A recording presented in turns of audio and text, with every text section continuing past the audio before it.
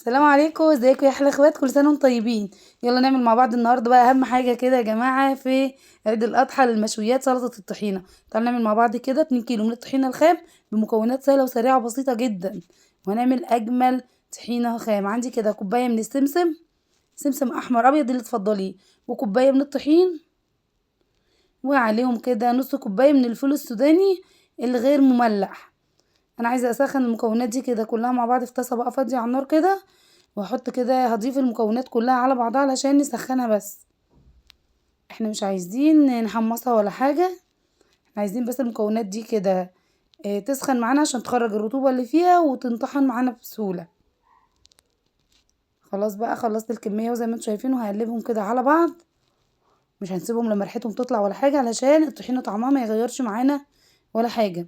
زي ما قلت لكم يا دوب بس كده نسخن المكونات مع بعضها بس. خلاص كده هجيب بقى الكبة بتاعة الخلاط بتاعتي وهبدأ اضيف فيها كده المكونات بتاعتي علشان نطحنها الاول في الكبة.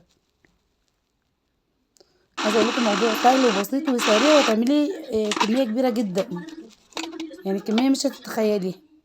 طحنتها خلاص بالشكل ده، نعمتها حلو قوي قوي كده. واجيب بقى شفشه الخلاط بتاعي كده، وخلصت خلاص الكميه كلها كده ورجعت لكم. ضفت الكميه كلها في شفشه الخلاط، وتعالوا نشوفوا ايه المكون اللي فاضل معانا.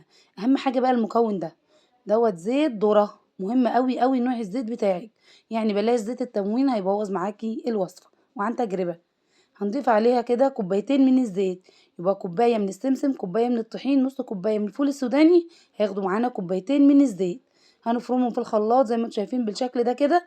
عايزه اقول لكم علشان هي لسه المكونات سخنه فسايله شويه، ولكن لما تسيبيها على جنب شويه لما تبرد معاكي هتلاقي القوام بتاعها تقيل خالص، هتكون حلوه زي اللي بره وافضل بكتير جدا جدا. جربوها تعجبكم، وكل سنة وانتم طيبين. ولو عجبكم الفيديو شيروه لأصحابكم. مع السلامة، بحبكم في الله. وتقدري تحفظيها في أي مكان في المطبخ عندك عادي، في التلاجة، زي ما تحبي. جربوا الوصفة ولو عجبتكم شيروها. باي باي.